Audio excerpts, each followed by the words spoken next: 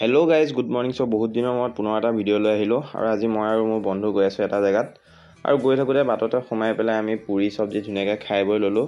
খাই বৈ লৈ এতিয়া আকৌ পুনৰ আমাৰ নিজৰ গন্তব্যস্থানৰ কাৰণে ওলাই পৰিলোঁ আৰু এতিয়া গৈ গৈ পাই গ'লোহি আমি এতিয়া গুৱাহাটী। মানে আজি আমি গুৱাহাটী গৈ আছোঁ, আমাৰ বন্ধু এজন আহিব ডুবাইৰ পৰা, চ' তাক আনিবৰ কাৰণে। চ' এতিয়া আহি পাই গ'লোহি এয়াৰপৰ্ট আৰু এতিয়া মানে অপেক্ষা কৰি আছোঁ সি অহালৈ কাৰণে। আৰু ফাইনেলি এতিয়া সি আহি পাই গ'লহি, চ' তাক এতিয়া উঠাই ল'লোঁ। আৰু মেইন কথাটো হ'ল কি, তাৰ ঘৰত কোনো গম নাপায় যে সি আহি আছে বুলি। চ' আজি ডাইৰেক্ট ছাৰপ্ৰাইজ দিয়া হ'ব। আৰু এয়া সি মোৰ কাৰণে চশমা আৰু চকলেট লৈ আহিছিলে, চ' তাকে লৈ মেলি এতিয়া ওলাই দিলোঁ।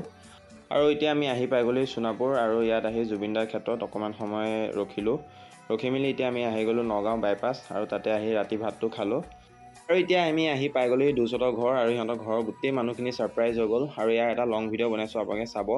আৰু এতিয়া দুচৰ কাৰণে ময়ো কেক এটা লৈ আহিছিলোঁ, চ' সেইটোও সি কাটিলে। আৰু আজি তাৰ ভায়েকৰো বাৰ্থডে আছিলে, চ' তাৰ কাৰণেও মানে কেক এটা বনোৱা হৈছিলে, চ' তাৰ হতেও কেক চেক কটাই মেলি লৈ এতিয়া সি ডুবাইৰ পৰা অনা বস্তুবিলাক উলিয়াইছিলে। এয়া ভায়েকৰ কাৰণে এটা লেপটপ লৈ আহিছে আৰু মোৰ কাৰণেও কিবা কিবি আনিছিলে। চ' নিজৰ বস্তুখিনি লৈ মেলি এতিয়া আহি গ'লোঁ ঘৰলৈ। চ' আজিলৈ আহিছোঁ গাইজ, বাই বাই।